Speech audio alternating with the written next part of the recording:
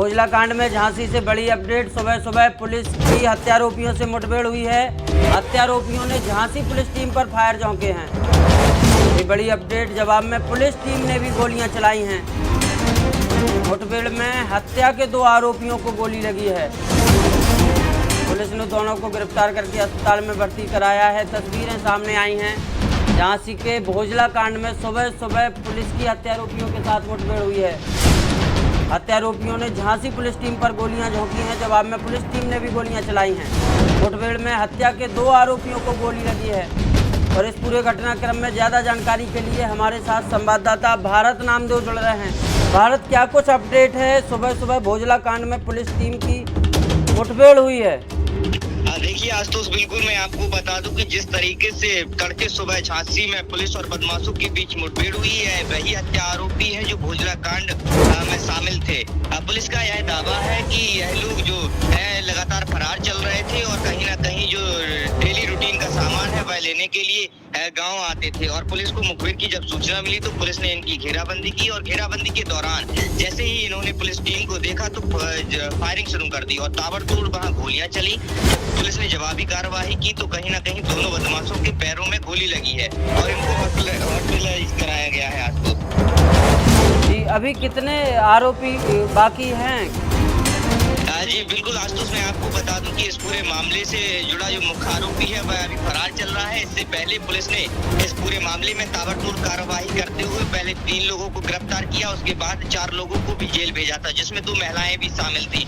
और कहीं ना कहीं जिस तरीके से 8 तारीख का वो दिन था जब दिन दहाड़े इन्हीं आरोपियों ने सरेराह एक व्यक्ति को गोलियों से भून दिया था, उसमें ताबड़तोड़ गोलियां चलाई थी, जिसके बाद उसे अस्पताल ले जाया गया था और कहीं ना कहीं उसकी मौत हो गई थी। और उसी समय से लगातार जो पुलिस के आला अधिकारी हैं उनके नेतृत्व में टीमें जो है गठित कर दी गई थी और इस हत्याकांड के खुलासे के लिए लगातार जगह जगह दबिश दी जा रही थी। लेकिन आज तो देखिए आरोपी इतने साधक थे कि वह अभी तक पुलिस गिरफ्त से बाहर थे और वह डेली रूटीन का जो सामान लेने के लिए आते थे। तो पुलिस को जैसे ही सूचना मिलती है पुलिस इनकी घेराबंदी करती है और यह पुलिस टीम पर ताबड़तोड़ फायरिंग कर देते हैं।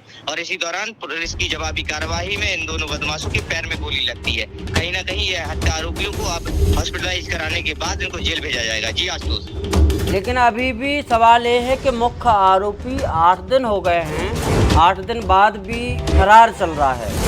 बिल्कुल आशुतोष, मुख्य आरोपी जो रिंकू बताया जा रहा है इस पूरे मामले का वह फरार चल रहा है। लेकिन यह भी जो आरोपियों के साथ मुठभेड़ जो पुलिस की हुई है यह भी मोस्ट वांटेड अपराधी है।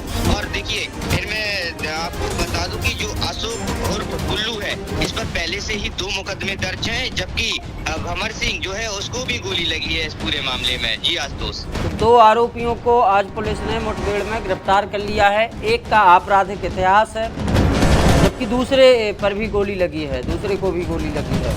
तो देखिए आज तो जिस तरीके से जब पुलिस ने इनको रोकने की कोशिश की कि आप रुक जाइए, लेकिन यह पुलिस टीम को देखते ही वहां फायरिंग करने लगे। वही कहीं ना कहीं जवाबी फायरिंग में जवाबी जो कार्रवाई है उसमें पुलिस को गोली चलानी पड़ी और दोनों के पैर में गोली लगी है। तो आपको बता दें कि भोजला कांड में पहले 3 फिर 4 और अब 2 और जो है हत्यारोपियों को गिरफ्तार किया गया है। जो 4 हत्यारोपियों को अभी गिरफ्तार किया गया था उनमें 2 महिलाएं भी शामिल थीं, 2 बच्चे भी शामिल थे जिनकी उम्र 18-19 साल बताई जा रही है।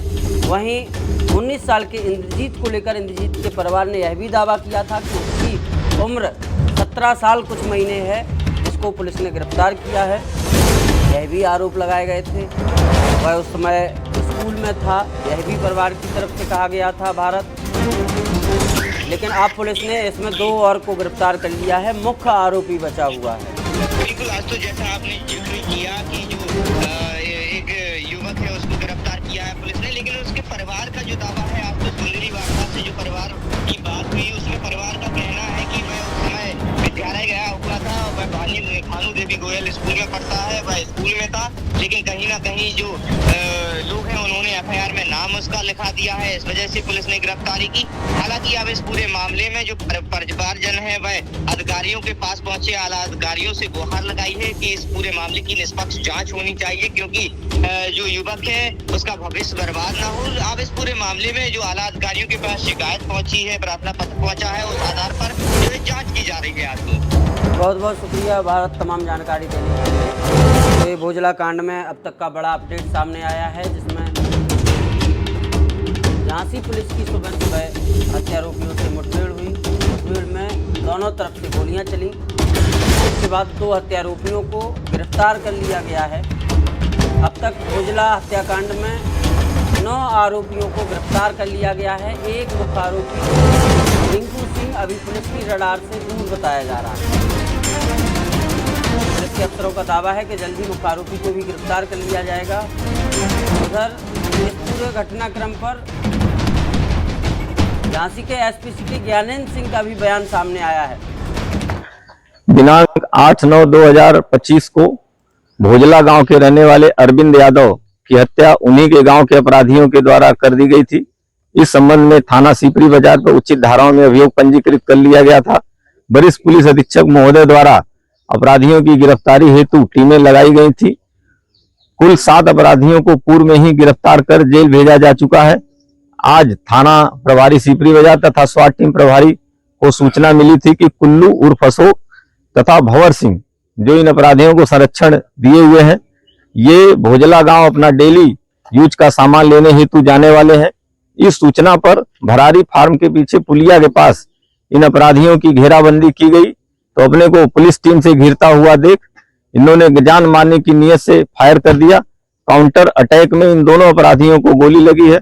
इनको हॉस्पिटलाइज कराकर संपूर्ण घटना के संबंध में FIR पंजीकृत करते हुए अग्रिम वैधानिक कार्रवाई की जा रही है।